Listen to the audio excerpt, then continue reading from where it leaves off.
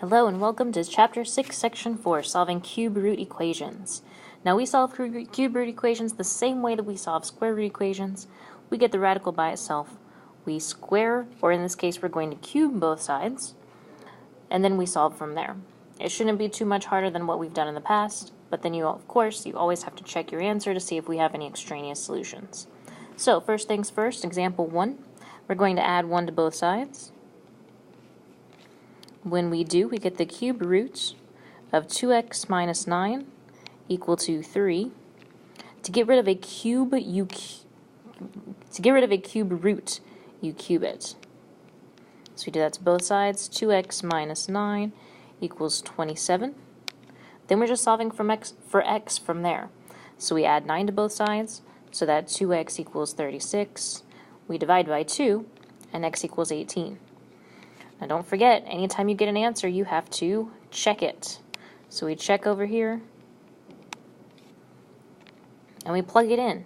So we plug it in where x was. So instead of 2x, we'll have 2 times 18 minus 9. And we're asking if that minus 1 equals 2. So we put the question mark because we're not sure. Well, 2 times 18, 36, minus 9 is 27. So is the cube root of 27 minus 1 equal to 2? Well, the cube root of 27 is 3. 3 minus 1 is indeed 2, which means that is our answer, so we can go over here and box it.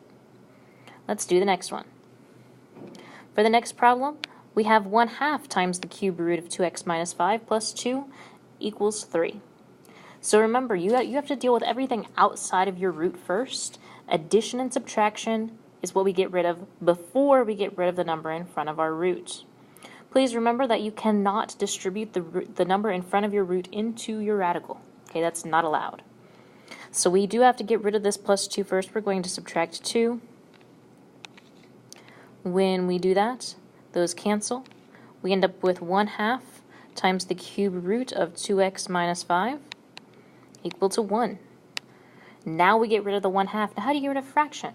You multiply by its reciprocal. So we're going to multiply this by 2 over 1, which is just 2.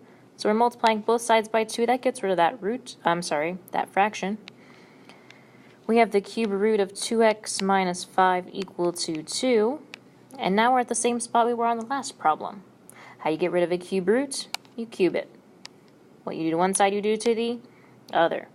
So 2x minus 5 equals 248. We solve for x, so we add 5 to both sides. 2x is going to equal to 13, and x equals 13 over 2. Yes, fractions are okay. They happen. Now we just have to check and make sure that it actually works. So we check over here. We take our 13 over 2 and we plug it in. So we have 1/2 times the cube root of 2 times 13 over 2 minus 5. We're asking if that plus 2 equals 3. Again, we're not sure, that's why we have the question mark. Well, these 2's cancel. 13 minus 5 is 8, so we're actually asking if 1/2 times the cube root of 8 plus 2 equals 3. Well, the cube root of 8 is indeed 2.